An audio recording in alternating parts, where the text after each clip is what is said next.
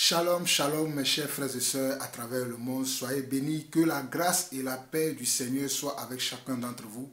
J'espère que vous allez bien, que vos familles, vos enfants, vos conjoints, que tout se passe bien.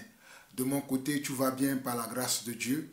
Et aujourd'hui, le Seigneur me permet de pouvoir partager quelques paroles avec vous encore aujourd'hui.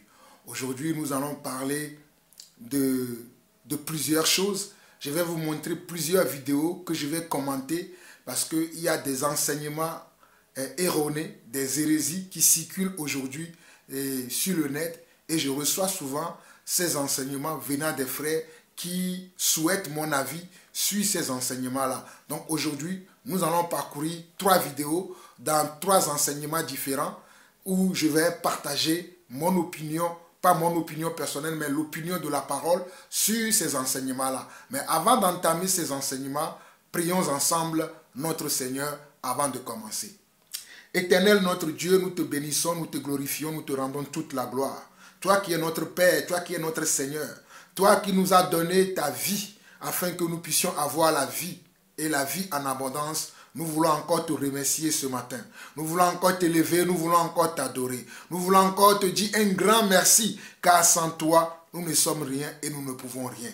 Éternel mon Dieu, bénis mes frères et sœurs à travers le monde qui me suivent et qui m'encouragent à continuer à partager ta parole. Père éternel, à présent, je vais partager cet enseignement que tu as mis dans mon cœur, de pouvoir corriger les enseignements hérésies qui circulent aujourd'hui afin d'éclairer les frères et sœurs qui sont encore dans le doute concernant la vraie foi, la foi qui vient de toi. Père, permets que tout ce que je puisse dire soit conduit par ton esprit, papa. Que ma chair se taise, que mes sentiments, mes émotions se taisent et que ton Saint-Esprit soit à l'œuvre au travers de ma personne, papa. Je remets mes appareils que je vais utiliser entre tes mains afin que tout se passe bien comme cela se doit, papa. À toi seul la gloire, l'honneur, la puissance pour des siècles. Au nom de Jésus-Christ, nous avons ainsi prié. Amen. Alors, mes chers frères, je vais vous faire écouter une vidéo que je vais commenter et vous allez voir comment il y a des enseignements et d'hérésie qui circulent aujourd'hui au travers du net. Et beaucoup de ces enseignements sont très dangereux pour ceux qui ne maîtrisent pas la parole de Dieu, pour ceux qui ne connaissent pas la parole de Dieu. Nous allons commencer par celle-là. Je ne vais pas utiliser les grands écrans comme j'ai l'habitude. Je vais utiliser mon téléphone afin de vous faire voir ces vidéos que j'ai reçues, que je partage avec vous. Dans l'église orthodoxe, comme dans les églises catholiques, nous remarquons qu'il y a le culte des images, alors que la Bible condamne toute représentation de Dieu. Ne peut-on pas dire que vous êtes des idolâtres? Parce que... Bien, voilà, c'est très facile de juger facilement en disant vous êtes des idolâtres. Oui. Alors comme je dis, c'est nous qui avons donné la Bible. On avait lu tous ces textes, on les avait compris bien avant. Et tous ceux qui viennent après, ils viennent comme des spécialistes, ils viennent faire la leçon aux sachants en disant vous êtes des idolâtres. La Bible condamne toute représentation de Dieu. Et la plupart des chapitres que nos frères aiment citer, c'est Exode chapitre 20, le verset 4. Exode chapitre 20, le verset 4 dit « Tu ne feras pas de représentation de Dieu, tu ne feras pas d'image taillée. » Alors ils viennent nous dire « Vous avez vu, dans la Bible c'est écrit noir sur blanc, et vous avez des images dans vos églises. La Bible condamne le culte des images. » Alors moi quand je dis, comme je dis souvent, et je cesserai de le répéter, que la simple lecture de la Bible n'est pas suffisante. Si ces gens disent « La Bible condamne de faire des images », donc ça veut dire que ces gens-là ne font que ce que... Avant de continuer,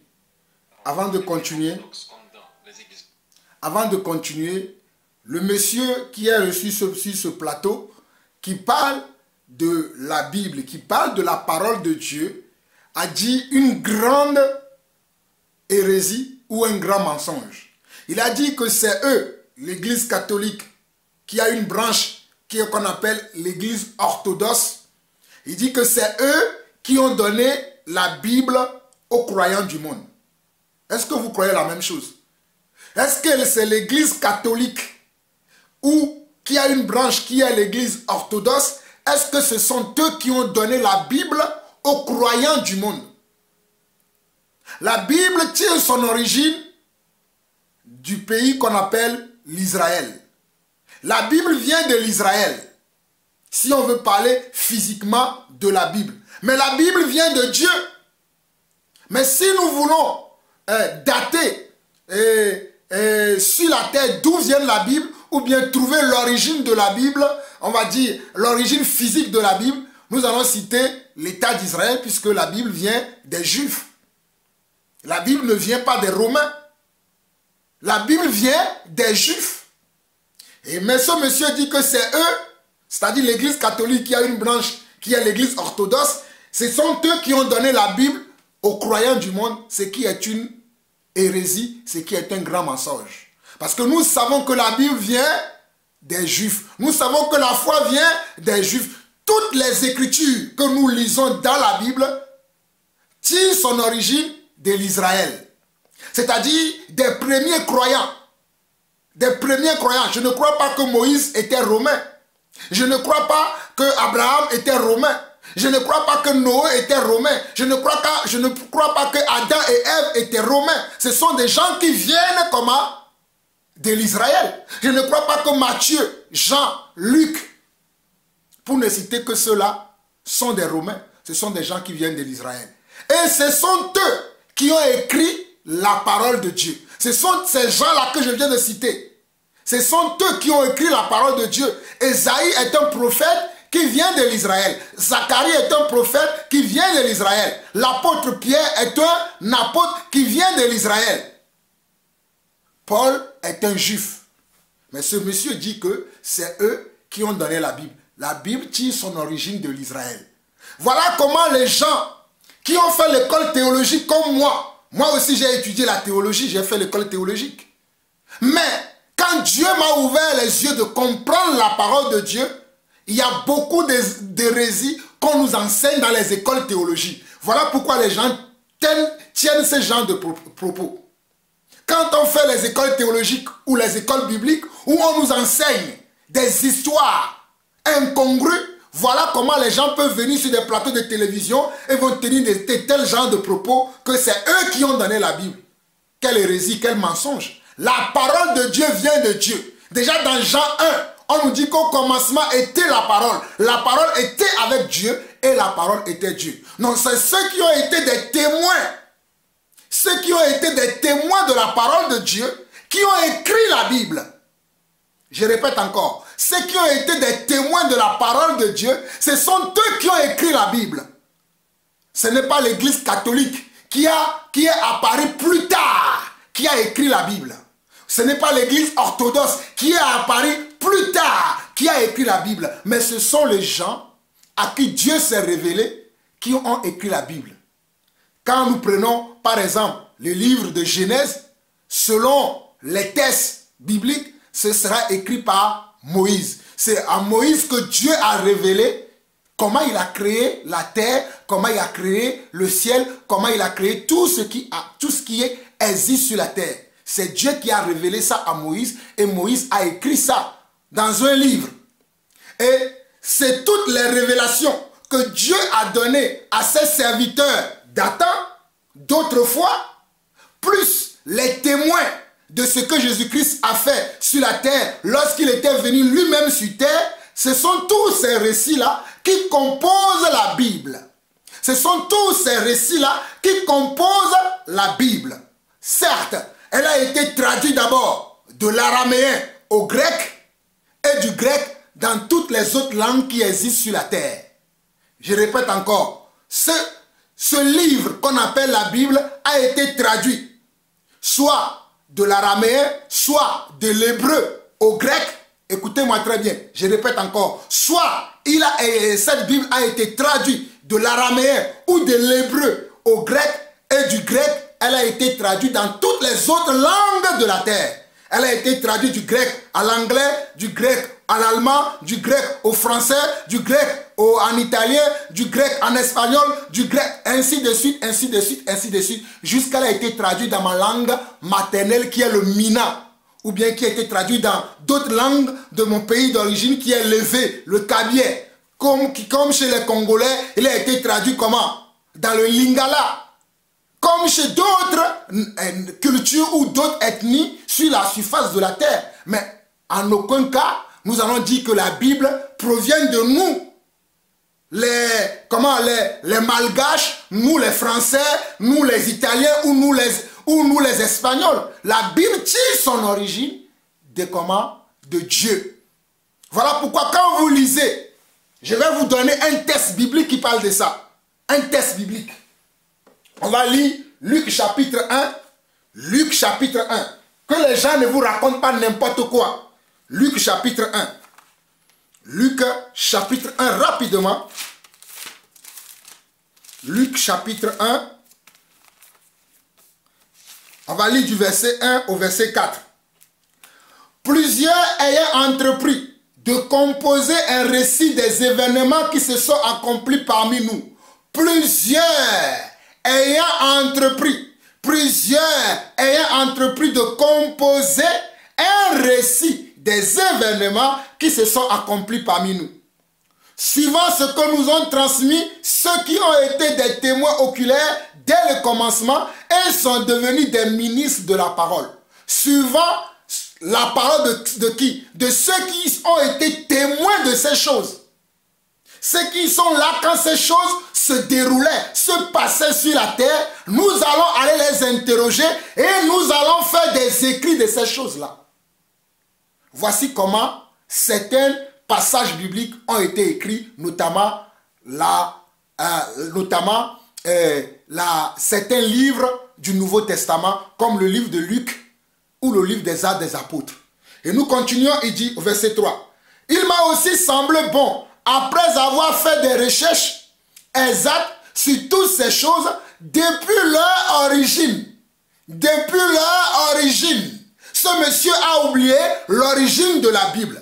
Et il va tromper les gens qui ne lisent pas leur Bible. Il va tromper les croyants qui sont des adeptes des religions, mais qui n'ont aucune relation avec Dieu, qui n'ont aucune relation avec la parole. Mais il ne trompera pas Jean-Paul Lawson et tous les autres frères et sœurs qui connaissent la parole de Dieu. Il dit, il m'a aussi semblé bon, après avoir fait des recherches exactes sur toutes ces choses. Nos recherches doivent être exactes. Moi, les recherches que j'ai faites concernant la parole de Dieu, c'est ce qui me pousse à venir corriger ce monsieur qui se prend pour un donneur de leçons dans une émission qui raconte des bobards, qui raconte des âneries, qui raconte des hérésies. Des choses qui ne tiennent pas selon la parole de Dieu. Mais il est mal tombé. Moi, je vis sur la terre encore. Je ne suis pas comme ces prédicateurs qui ne prennent pas position pour la parole. La Bible déclare dans Philémon que la foi nous est transmise une fois pour toutes. Tant que je serai sur la terre et que je verrai des individus comme ce monsieur-là qui vont se lever pour raconter des bobards, des âneries, je me lèverai toujours pour défendre la parole de Dieu. Je me lèverai toujours pour réclamer ce qui est à Dieu et non aux hommes. Je continue. Au verset 3, au verset 4 où je vais m'arrêter, il m'a aussi semblé bon, après avoir fait des recherches exactes sur toutes ces choses, depuis leur origine, de te les exposer par écrit d'une manière suivie, excellent Théophile, afin que tu connaisses la certitude des enseignements que tu as reçus. Afin que toi, Théophile, qui as reçu déjà des enseignements, je vais te donner comment? Des éléments de source sûre, des témoins oculaires, depuis l'origine, depuis comment ces choses ont commencé, depuis la racine de ces choses, afin que tu saches que ce que tu as cru, ce ne sont pas des hérésies, ce ne sont pas des mensonges. Premier point, nous allons continuer encore pour démontrer comment ce monsieur raconte de n'importe quoi pour épater ceux qui ne connaissent pas la parole. Nous remarquons qu'il y a le culte des images, alors que la Bible condamne toute représentation de Dieu. Ne peut-on pas dire que vous êtes des idolâtres? Bien, voilà, c'est très facile de juger facilement en disant vous êtes des idolâtres. Oui. Alors comme je dis, c'est nous qui avons donné la Bible. On avait lu tous ces textes, on les avait compris bien avant. Et tous ceux qui viennent après, ils viennent comme des spécialistes, ils viennent faire la leçon aux sachants en disant... Regardez comment il parle. La Bible condamne toute représentation de Dieu. Et la plupart des chapitres que nos frères aiment citer, c'est Exode chapitre 20, le verset 4. Exode chapitre 20, le verset 4 dit, tu ne feras pas de représentation de Dieu, tu ne feras pas d'image taillée. Alors ils viennent nous dire, vous avez vu, Dans la Bible, c'est écrit noir sur blanc. Et vous, vous avez des images dans vos églises. La Bible condamne le culte des images.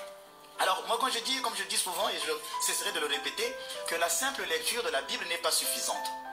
Si ces gens disent, la Bible condamne de faire des images, donc ça veut dire que ces gens-là ne font que ce que la Bible demande. C'est ce que ça veut dire. Oui. Puisque la Bible condamne, nous on le fait plus que la Bible condamne. Mais la même Bible leur demande par exemple de brûler de l'encens, d'allumer des bougies dans le temple, de faire de telles ou telles images. C'est la même Bible qui leur demande. Pourquoi ils ne le font pas? Ils vont vous dire, mais oui, on ne le fait pas parce que ce sont les choses de l'Ancien Testament. Nous, nous sommes dans le Nouveau. Mais le chapitre que vous citez dans Exode 20, verset 4, c'est un chapitre de l'Ancien Testament. Vous allez dire, nous sommes dans le Nouveau, on ne fait pas les choses anciennes. Mais donc ne nous citez pas ce chapitre-là. C'est très important ce qu'il est en train de dire. Vous voyez comment on peut tordre le sens des Écritures. Il dit que nous, qui aimons citer la Bible en référence pour marcher selon le conseil de Dieu, parce que pour nous, la Bible n'est pas simplement un livre, mais la Bible constitue pour nous un repère, constitue pour nous une lumière sur nos sentiers, afin que nous puissions savoir comment nous devons vivre notre foi. Comment nous devons manifester notre foi. Comment nous devons suivre le Seigneur. Et là, il prend un bon exemple. Il dit que souvent, quand nous les indexons en leur disant que eux qui se disent croyants, mais qui font le contraire de ce que la Bible enseigne, ils disent que nous disons des hérésies, nous disons n'importe quoi. Mais alors que ce sont eux qui font n'importe quoi. Le passage qu'il prend dans Exode chapitre 4, pour dire que nous n'aimons pas les images taillées, ça fait partie de comment? Ça fait partie des commandements de Dieu. Et ce que cet homme a oublié, les commandements de Dieu, il y a des commandements de Dieu qui sont relatifs au culte. Il y a des commandements de Dieu qui sont relatifs aux lois sociales, comment nous devons vivre dans la société. Il y a des commandements qui sont relatifs aux lois spirituelles. Et il y a des commandements qui ne sont que des commandements pour notre bien-être personnel. Dans le temps où à l'époque Dieu avait interdit de ne pas consommer de tels aliments. Mais je ne vais pas aller sur tout ce terrain-là. Mais je vais simplement lui expliquer à ce monsieur qui se croit être un érudit de la Bible, mais qui raconte n'importe quoi, que effectivement, il y a des choses qui concernent l'ancienne alliance ou l'Ancien Testament qui sont encore d'actualité dans le Nouveau Testament, notamment les 10 commandements de Dieu. Les 10 commandements n'ont pas été abolis. Les 10 commandements n'ont pas une fin. Ce sont des lois qui sont éternelles. Mais les lois qui sont relatives au culte, c'est-à-dire pourquoi eux aujourd'hui, ils ne tuent pas aussi les animaux dans l'église catholique? Pourquoi ils ne le font pas? Moi aussi, je pourrais lui poser la question de cette manière. Donc, tout ce qui est relatif aux lois, au culte, aux traditions occultes, comme il parlait de pourquoi on n'utilise pas la sang, pourquoi on n'utilise pas la sang, tout ça, c'est parce que toutes ces choses-là étaient relatives au culte. Et la personne à qui nous rendons le culte aujourd'hui, c'est Jésus-Christ. C'est à Jésus-Christ que nous rendons le culte aujourd'hui et tous ces accessoires n'ont plus lieu d'être. Je répète encore, nous rendons un culte aujourd'hui à Jésus-Christ. Et tous ces accessoires n'ont plus lieu d'être. Voilà pourquoi dans Romains chapitre 12, le verset 11, l'apôtre Paul, l'excellent apôtre Paul, nous dira, offrez-vous en sacrifice au Seigneur. Offrez-vous, je vais vous le lire rapidement, Romains chapitre 12, verset 11. Je vais vous lire ça rapidement, afin que vous puissiez comprendre que ces gens de prédicateurs qui viennent donner des leçons, mais qui ne connaissent pas. Romains 12, verset 1 dit ceci. Je peux lire verset 1 au verset 2 même, pour vous éclairer, qui dit ceci. Je vous exhorte donc, frères, par les compassions de Dieu, à offrir vos corps comme un sacrifice vivant, saint, agréable à Dieu, ce qui serait de votre part un culte raisonnable. Nous voulons rendre un culte raisonnable à Dieu aujourd'hui. Monsieur le curé, monsieur le padré, monsieur l'archevêque, monsieur le monseigneur, toi qui ne connais pas les Écritures parce que tu crois que ce qu'on t'a enseigné à l'école théologique, quand tu viens citer les mots grecs, je pourrais en citer aussi des mots grecs parce que j'ai fait l'école théologique comme toi. Mais malheureusement pour toi, moi j'ai été sauvé parce que Dieu m'a ouvert les yeux. Dieu m'a fait comprendre les Écritures.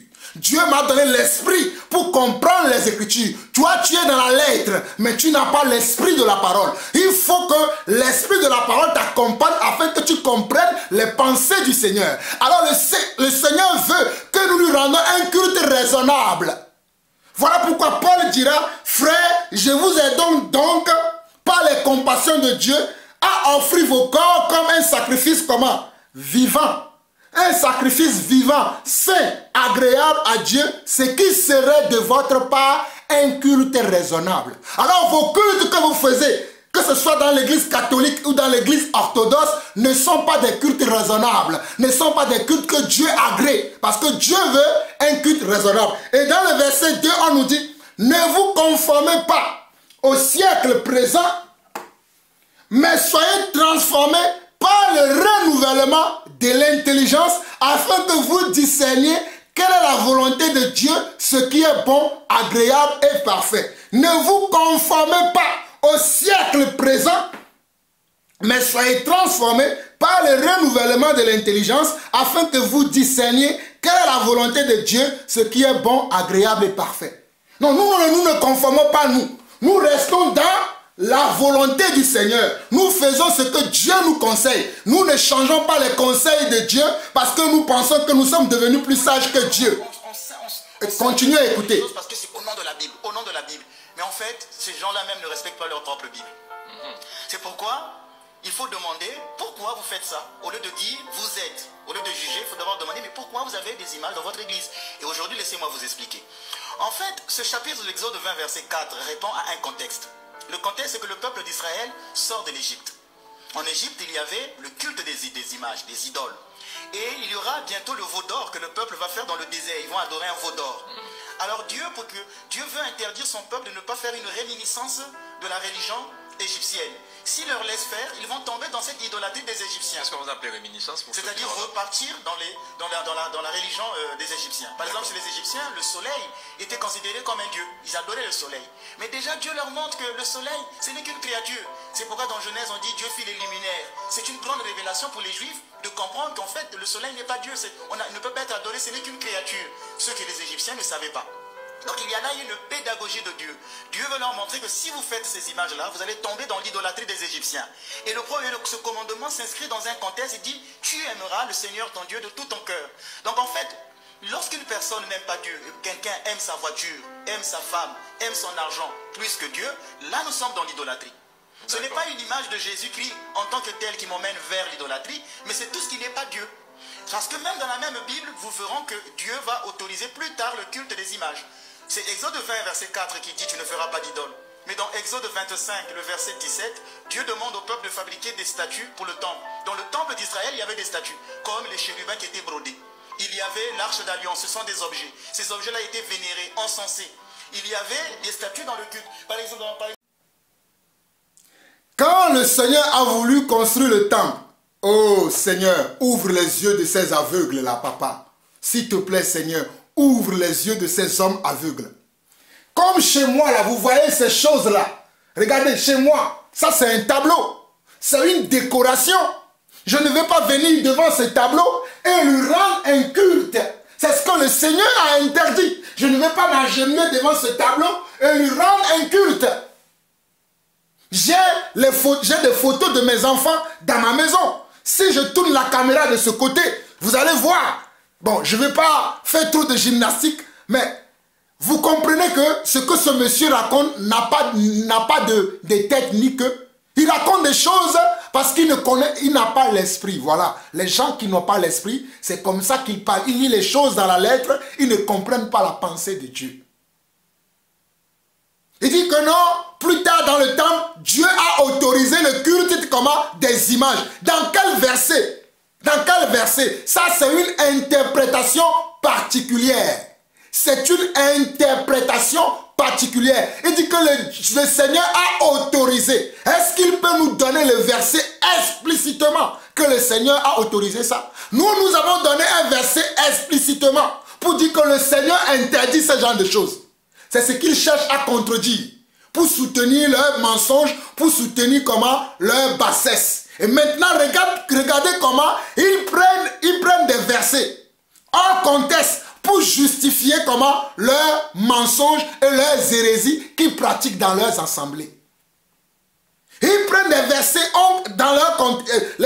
ils prennent des versets, les sortent de leur contexte pour en faire un prétexte pour justifier les choses qu'ils font en disant que le Seigneur notre Dieu a autorisé le culte des images parce que dans le temple, le Seigneur avait donné des choses spécifiques que les sacrificateurs devaient placer, ou bien que Moïse et Aaron devaient placer à des endroits stratégiques dans le tabernacle, dans le sanctuaire qu'ils avaient construit, qui étaient des choses de, comme je vous l'ai montré tout à l'heure, des choses de décoration, et qui étaient aussi des choses relatives au culte, qui étaient des choses qui étaient relatives au culte qu'on devait utiliser pour faire le culte au Seigneur. Mais je vous ai montré tout à l'heure, selon Romains 12, verset 1, que maintenant c'est notre corps qui représente le culte au Seigneur. Ce n'est plus pas des objets que nous avons. On n'utilise aucun objet maintenant. On utilise notre corps comme un instrument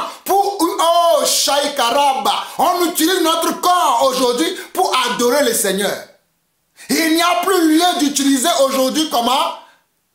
Des images, de l'encens et toutes ces choses qui étaient avant dans le tabernacle. Nous n'utilisons plus ces choses, mais nous offrons notre corps en sacrifice au Seigneur. Voilà les gens qui sont dépourvus d'esprit et qui viennent parler de la parole et qui nous traitent de non-connaisseurs, que ce sont eux les sachants. Toi, tu sais quoi, toi? Tu sais quoi? Tu ne connais pas la vérité. Tu dis n'importe quoi. Tu dis des sottises. Tu dis des hérésies. Tu tords le sang des Écritures. Et tu nous dis que nous sommes les... Vraiment, écoutez jusqu'à la fin. Continuez à écouter. Quand le peuple est mordu par le serpent d'airain, Dieu leur demande de fabriquer une statue et quiconque regardera le serpent d'airain sera sauvé. Dieu pouvait parler, lui qui est esprit, pour que le peuple soit guéri des morsures du serpent. Je vais reculer un peu pour que vous puissiez comprendre l'hérésie qu'il est encore en train de dire encore. Donc vous voyez qu'il y a une pédagogie de Dieu. Les gens des Égyptiens. Par exemple, écoutez. les Égyptiens, le soleil était considéré comme un dieu. Ils adoraient le soleil. Mais déjà, Dieu leur montre que le soleil, ce n'est qu'une créature. C'est pourquoi dans Genèse, on dit Dieu fit les luminaires. C'est une grande révélation pour les Juifs de comprendre qu'en fait, le soleil n'est pas Dieu. Il ne peut pas être adoré, ce n'est qu'une créature. Ce que les Égyptiens ne savaient pas. Donc il y a là une pédagogie de Dieu. Dieu veut leur montrer que si vous faites ces images-là, vous allez tomber dans l'idolâtrie des Égyptiens. Et ce commandement s'inscrit dans un contexte, il dit, tu aimeras le Seigneur ton Dieu de tout ton cœur. Donc en fait, lorsqu'une personne n'aime pas Dieu, quelqu'un aime sa voiture, aime sa femme, aime son argent plus que Dieu, là nous sommes dans l'idolâtrie. Ce n'est pas une image de Jésus-Christ en tant que tel qui m'emmène vers l'idolâtrie, mais c'est tout ce qui n'est pas Dieu. Parce que même dans la même Bible, vous verrez que Dieu va autoriser plus tard le culte des images. C'est faux. Exode 20, verset 4, c'est faux. Tu ne feras pas d'idole. Mais dans Exode 25, le verset 17, Dieu demande au peuple de fabriquer des statues pour le temple. Dans le temple d'Israël, il y avait des statues, comme les chérubins qui étaient brodés. Il y avait l'arche d'alliance, ce sont des objets. Ces objets-là étaient vénérés, encensés. Il y avait des statues dans le culte. Par exemple, dans Nombre chapitre 21, quand le peuple est mordu par le serpent d'airain, Dieu leur demande de fabriquer une statue et quiconque regardera le serpent d'airain sera sauvé. Dieu pouvait parler, lui qui est esprit, pour que le peuple soit guéri des morsures du serpent. Il leur demande de regarder le serpent d'airain. Et plus tard, Jésus dira que c'était un signe de lui. Donc vous voyez qu'il y a une pédagogie de Dieu. Ici, il l'interdit. De l'autre côté, il va dire que vous pouvez faire des images, ainsi de suite. Donc le culte des images existe bien et bien chez les Juifs eux-mêmes. Ils en avaient. Donc ce n'est pas en brandissant un chapitre dont on n'a pas compris le contexte. Ici, le contexte était autre. Maintenant, il y aura ce qu'on appelle la pédagogie de Dieu. Dieu qui parle à Israël est un Dieu transcendant. C'est un Dieu qui est esprit, qu'on ne peut pas effectivement représenter. On ne peut pas donner une image de Dieu. Plus tard, le Christ va s'incarner. Et le Verbe s'est fait chair. Et Dieu est devenu homme. Dieu est devenu visible. On peut le voir. On peut le toucher. Ce qui veut dire qu'il peut être maintenant représenté. Donc celui que nous représentons dans nos images, dans nos icônes, ce n'est pas Dieu le Père, parce que lui n'a pas pris de nature humaine. On ne peut pas faire une image effectivement de Dieu le Père, parce qu'il n'a pas pris une nature humaine. Nous n'avons pas des images du Saint-Esprit. Bien qu'il y ait des symboles de l'Esprit Saint, l'eau, le feu, mais la personne de l'Esprit Saint ne s'est pas incarnée. Donc ni le Père, ni le Saint-Esprit ne s'est pas incarné. J'ai bien dit, je n'ai pas dit qu'ils ne se sont pas incarnés. Parce que dans la Trinité, il faut toujours utiliser le singulier. Les gens penseront que j'ai fait une faute française. Que ni le Père, ni le Fils ne s'est pas incarné. Ni le Père, ni le Saint-Esprit ne s'est pas incarné. Donc on ne peut pas représenter ni le Père, ni le Fils. Mais le Christ, lui, peut être représenté parce qu'il s'est incarné. C'est pourquoi, d'un point de vue théologique, nous disons que c'est l'incarnation qui fonde les images, qui fonde les icônes. C'est parce que Dieu s'est fait chair qu'il peut être représenté. Et c'est pourquoi dans nos églises, nous avons des images du Christ. Et ces images-là nous ramènent toujours vers la personne de Dieu. Ce sont des objets qui nous permettent de prier. Ce sont des objets qui nous renvoient vers Dieu. C'est comme on dit, d'un point de vue pratique, le signifié et le signifiant ont la même valeur. Quand vous êtes sur une route, que vous conduisez, si vous voyez un panneau qui vous dit attention école, vous n'allez pas dire que ce panneau n'est pas important, ce qui est important c'est l'école.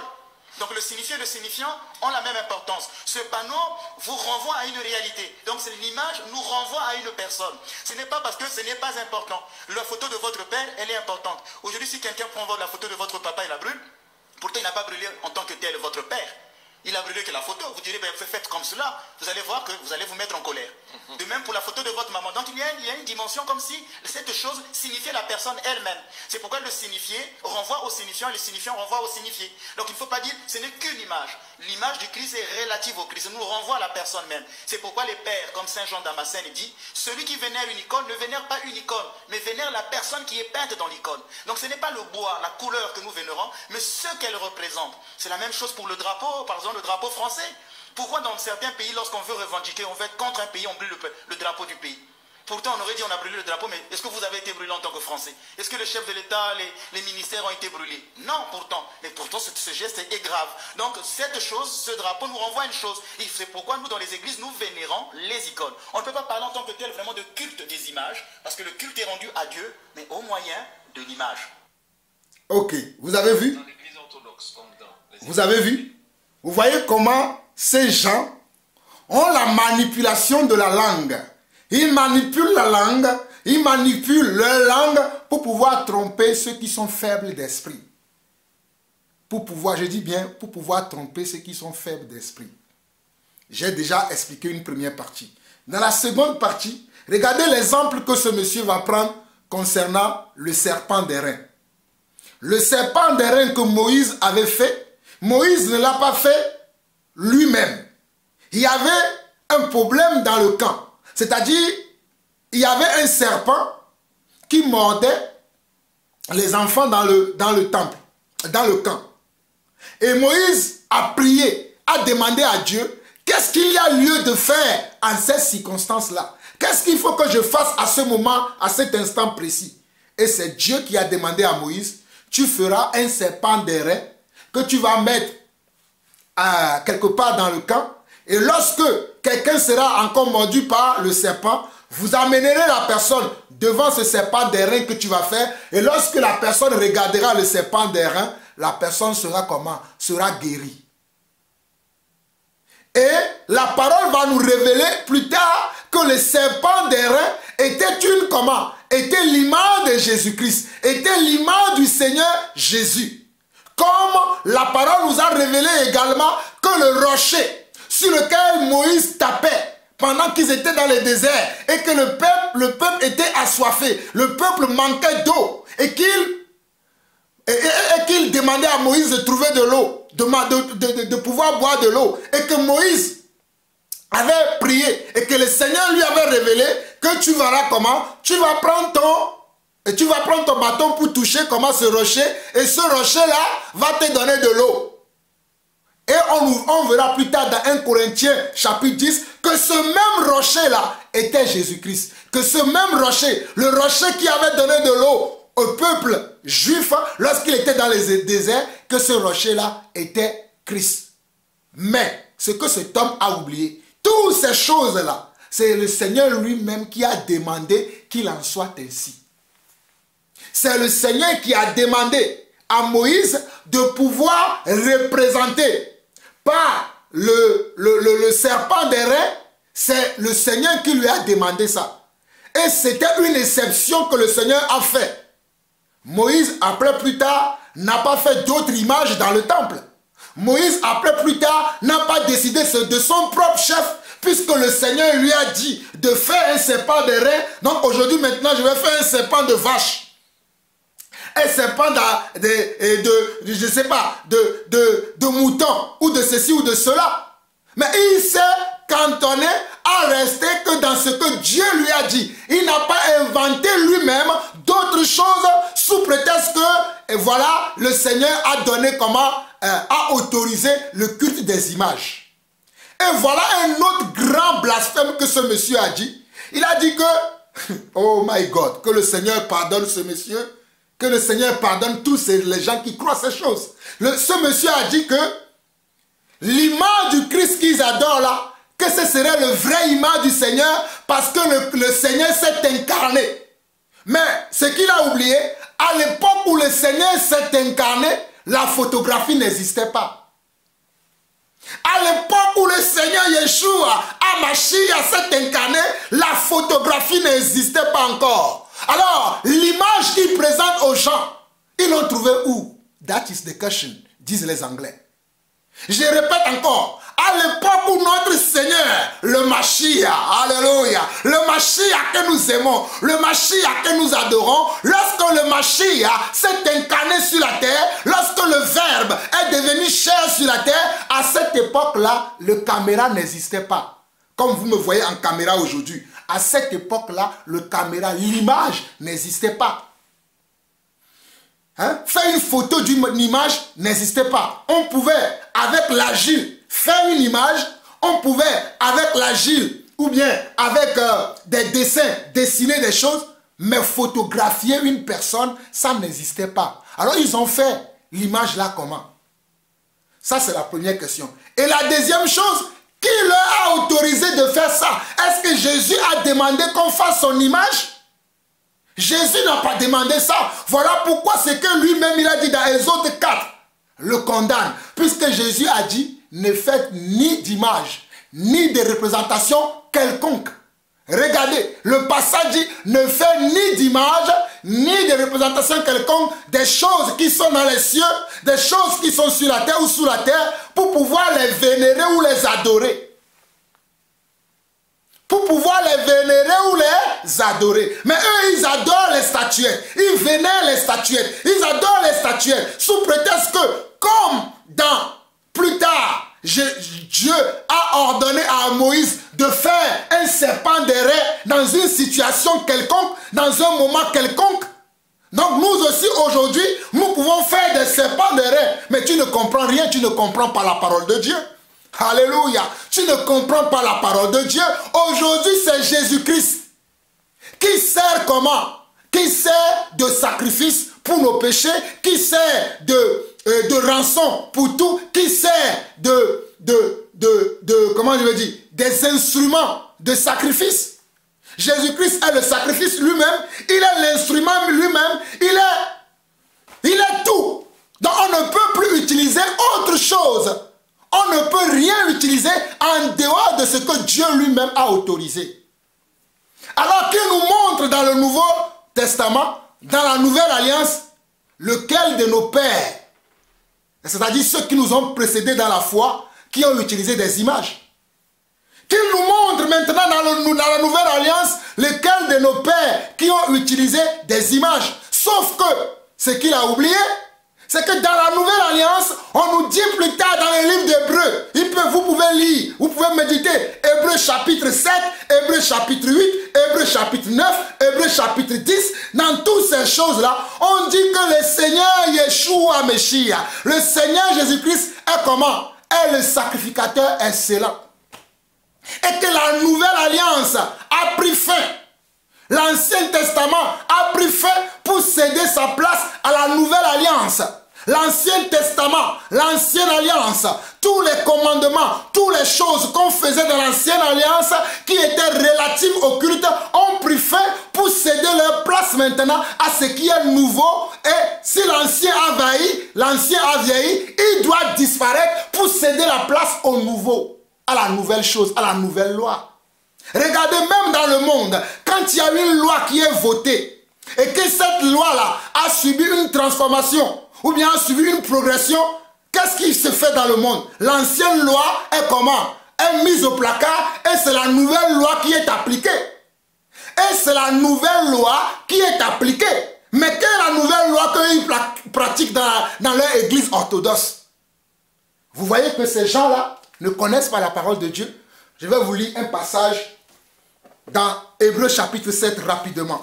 Parce que ce monsieur ne connaît pas la parole de Dieu. Et il veut donner des leçons en disant que ce sont eux qui sont les sachants et que nous sommes les gens qui ne connaissent rien. Dans Hébreux chapitre 7, le verset 12, à partir du verset 12, il est écrit ceci.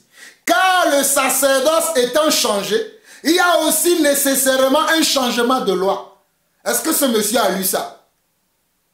Car le sacerdoce étant changé, il y a aussi nécessairement, ça veut dire c'est nécessaire, c'est obligatoire. On ne peut pas le déroger, on ne peut pas passer outre. Voilà pourquoi il est écrit, car le sacerdoce étant changé, il y a aussi nécessairement un changement de loi. En effet, celui de qui ces choses sont dites appartient à une autre tribu, dont aucun membre n'a fait le service de l'autel. Vous avez vu? Le service dans l'autel. Je vous dis, tout ce qui est relatif à l'autel, comme il citait dans son truc pour épater les gens là, il épatera les ignorants, les gens qui ne lisent pas leur Bible, les gens qui n'ont pas le Saint-Esprit. Mais il ne peut pas épater Jean-Paul Lawson.